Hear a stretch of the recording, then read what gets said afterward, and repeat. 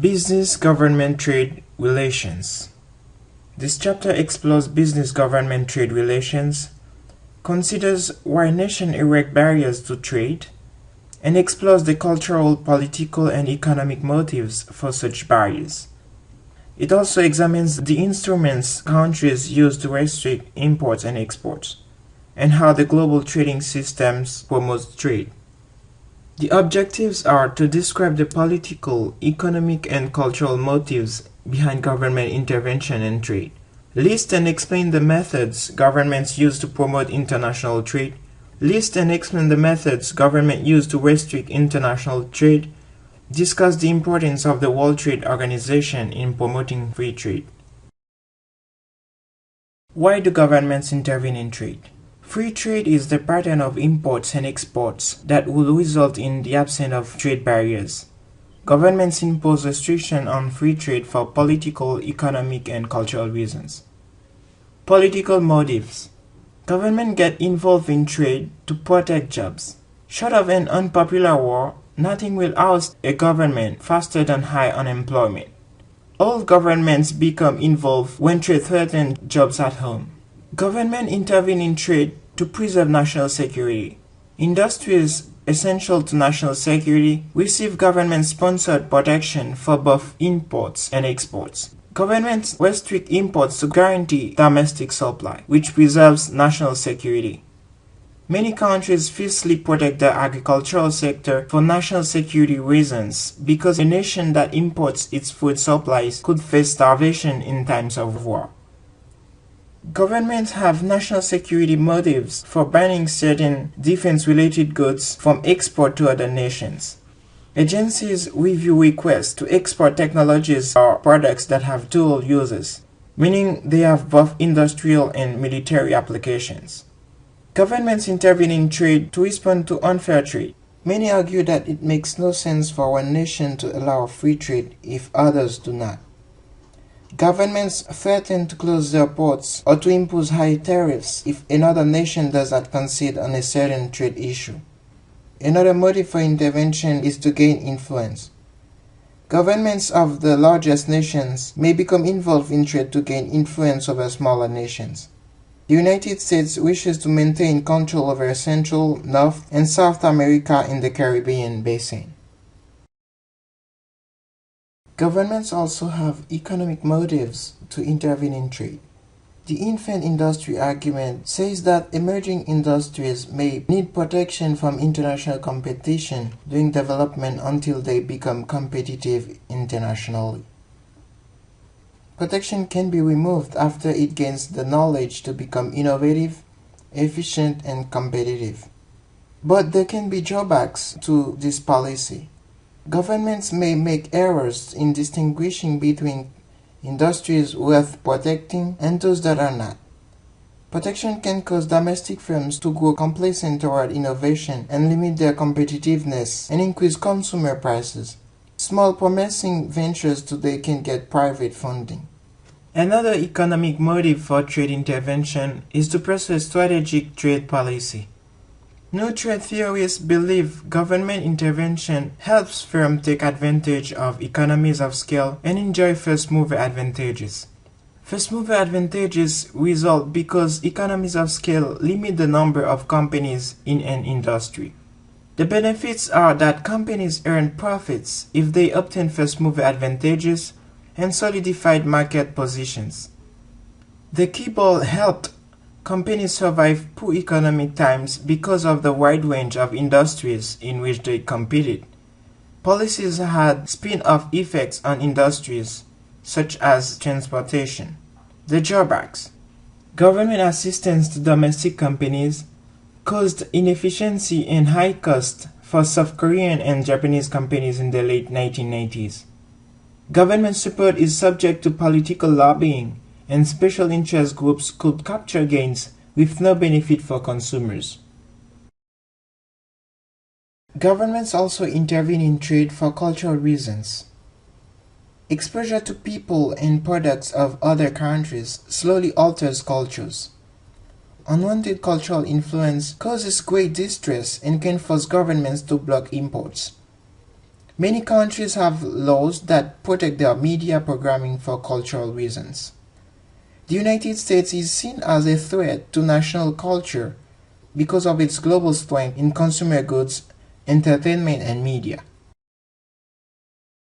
Before going further, recall what you've just heard and try to answer this question.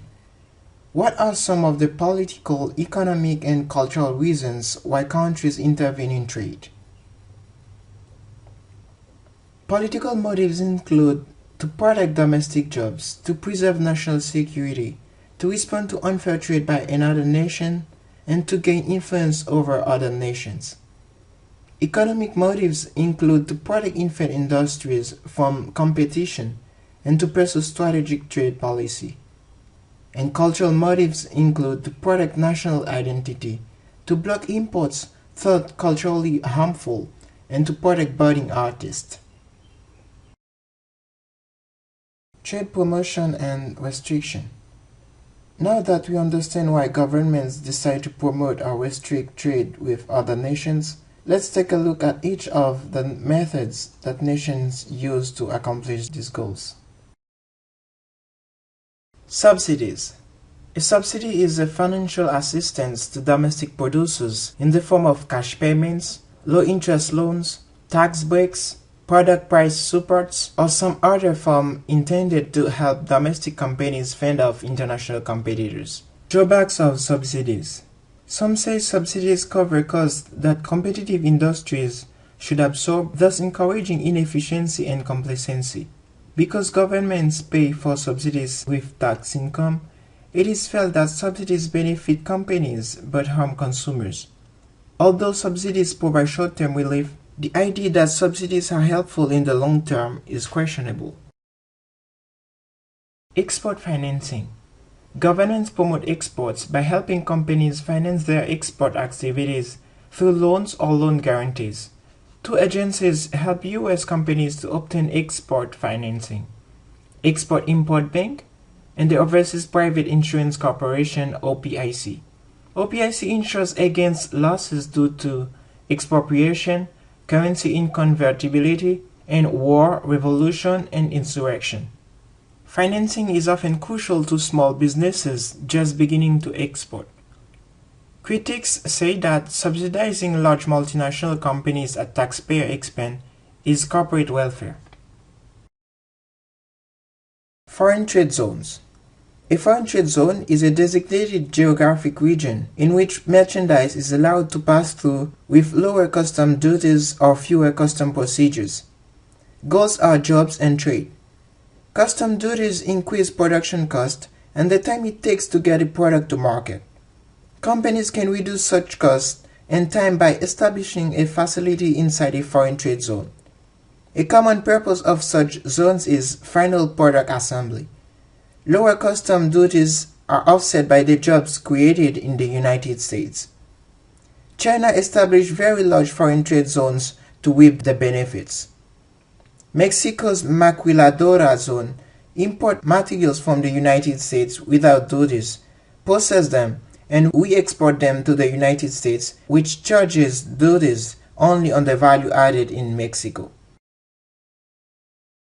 Special government agencies. Governments have special agencies responsible for promoting exports.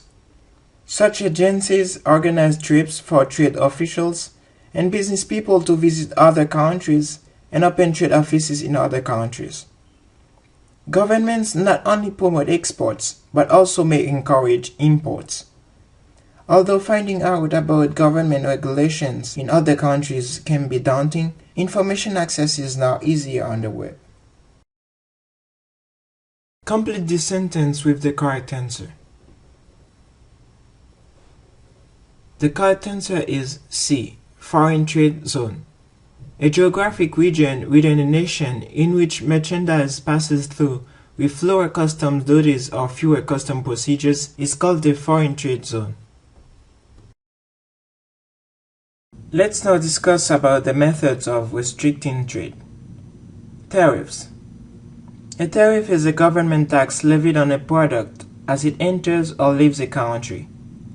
Tariffs can take the form of an export tariff, a transit tariff, and an import tariff. Types of import tariff include an ad valorem tariff, a specific tariff, and a compound tariff. An ad valorem tariff is levied as a percentage of the stated price of an imported product. A specific tariff is levied as a specific fee for each unit of an imported product, and a compound tariff is calculated partly as a percentage of the stated price of an imported product and partly as a specific fee for each unit. Tariffs protect domestic producers because import tariffs raise the cost of an imported good. Domestically produced goods appear more attractive to buyers. But protection may cause domestic producers to become lax in increasing efficiency. Tariffs generate revenue. Tariffs are a source of government revenue. Less developed nations have less formal domestic economies that lack the capability to record domestic transactions accurately. Because this makes collection of sales tax difficult, nations raise needed revenue through import and export tariffs. As countries develop, they generate a greater portion of their revenues from taxes on income, capital gain, and other economic activities. Tariffs exact a cost on countries because they lessen the gains from trade. Import and export quotas. A quota is a restriction on the amount of a good that can enter or leave a country during a certain period of time. Governments administer quota systems by granting quota licenses to other nations' companies or governments, import quotas, and domestic producers export quotas. Reasons for import quotas. An import quotas protects domestic producers by placing a limit on the amount of goods entering the country. This helps domestic producers maintain market shares and prices by retaining competition. Domestic producers win because of market protection, but consumers lose because of higher prices and limited selection. Other losers include domestic producers whose production requires the import subjected to a quota. Companies relying on imported intermediate goods find the final cost of their own products increase. Reasons for export quotas. A country may wish to maintain supplies in the home market.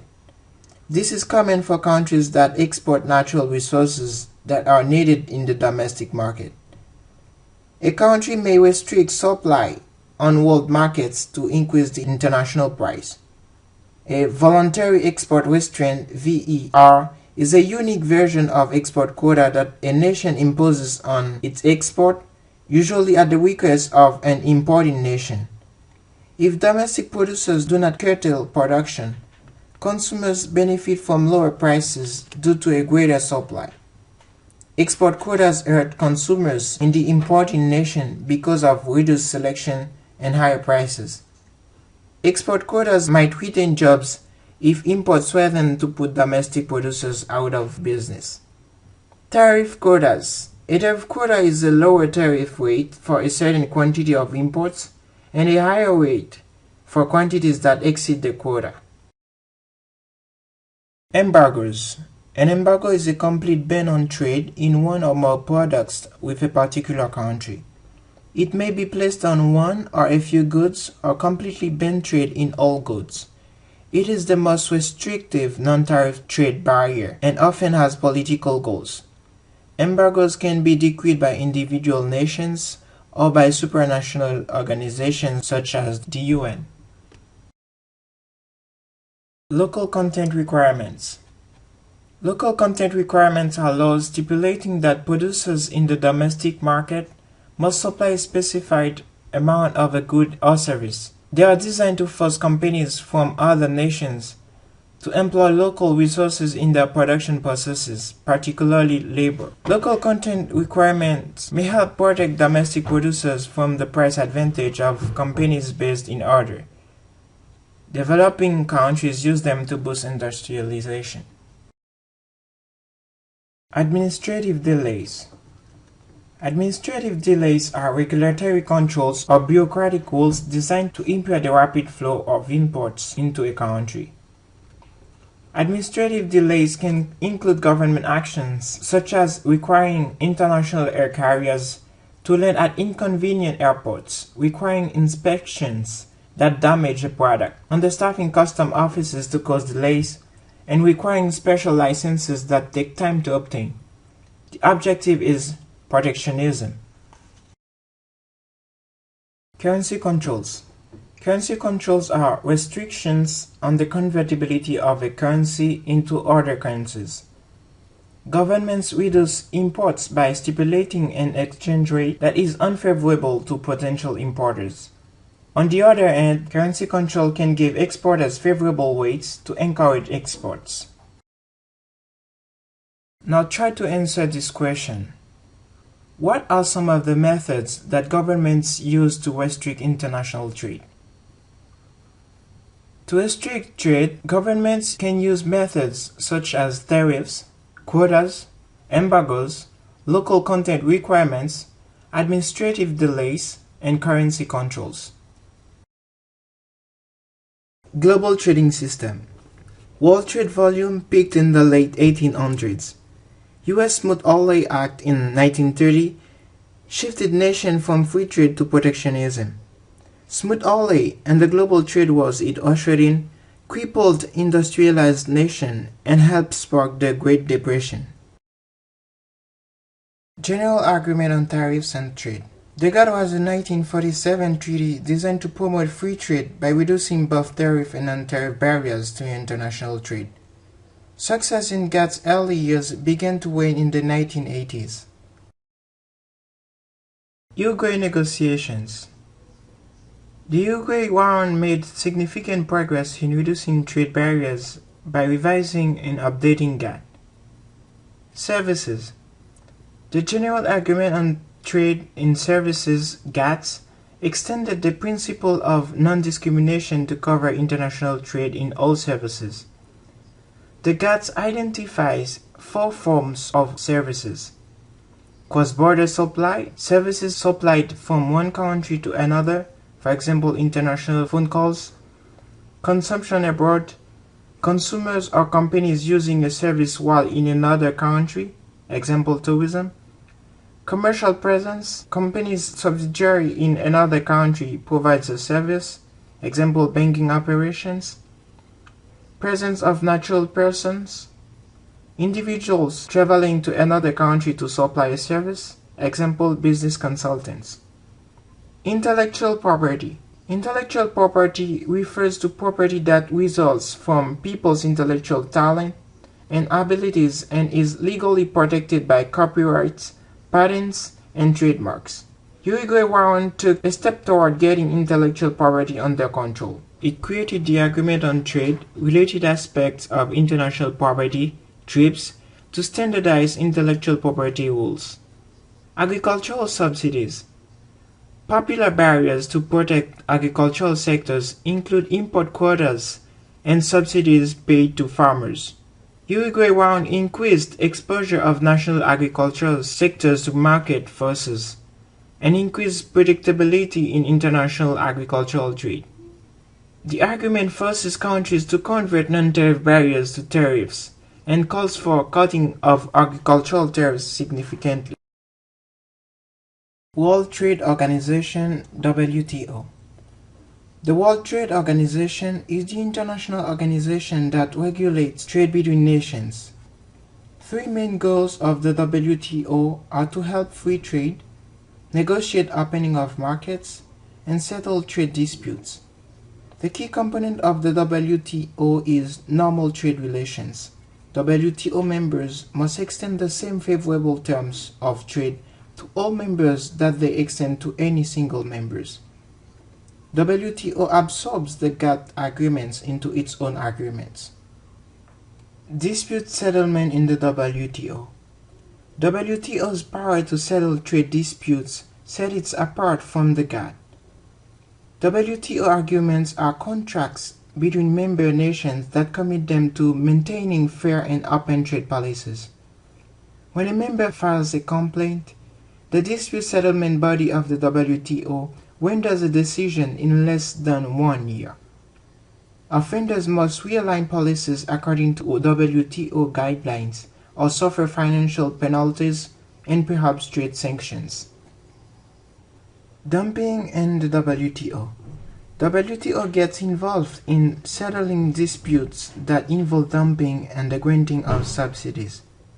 Dumping occurs when a company exports a product at a price that is either lower than the price normally charged in its domestic market or lower than the cost of production.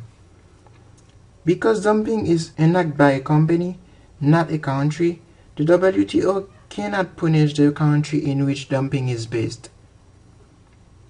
WTO allows a nation to retaliate against dumping if it proves dumping charges, calculates the damage, and can show the damage is significant. Nations retaliate by imposing an anti-dumping duty, which is an additional tariff placed on an imported product that a nation believes is being dumped on its market. Subsidies and the WTO.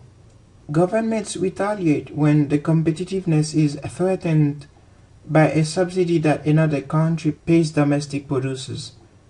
A countervailing duty is an additional tariff placed on an imported product that a nation believes is receiving an unfair subsidy. WTO regulates the actions of the government that reacts to the subsidy and the one that imposes the subsidy. New round of negotiations. Negotiations began in Doha, Qatar in late 2001. The new round was expected to bring particular benefits for developing nations. Negotiations in this round are ongoing but disappointingly slow. WTO and the environment. Rapid industrialization in many developing and emerging economies has generated environmental concerns among governments and special interest groups. WTO has no separate agreement for environmental issues, but works with international agreements on the environment. But the WTO has a Committee on Trade and Environment to study the relation between trade and the environment and to recommend changes in the WTO trade agreement. WTO also takes explicit positions on some environmental issues related to trade. It states that labeling requirements or policies cannot discriminate against the products of other WTO members. It also supports policies of the least developed countries that require full disclosure of potentially hazardous products for reasons of public health and environmental damage.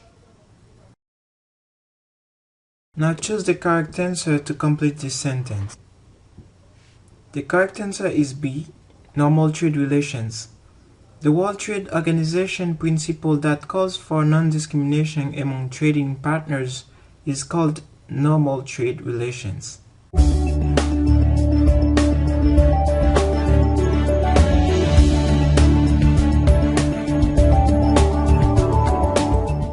Despite the theoretical benefits of trade, nations do not simply throw open their doors to free trade and force all their domestic businesses to sink or swim.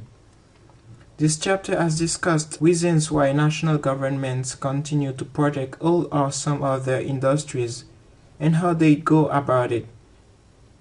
The global trading system through the World Trade Organization tries to strike a balance between national desires for protection and international desire for free trade.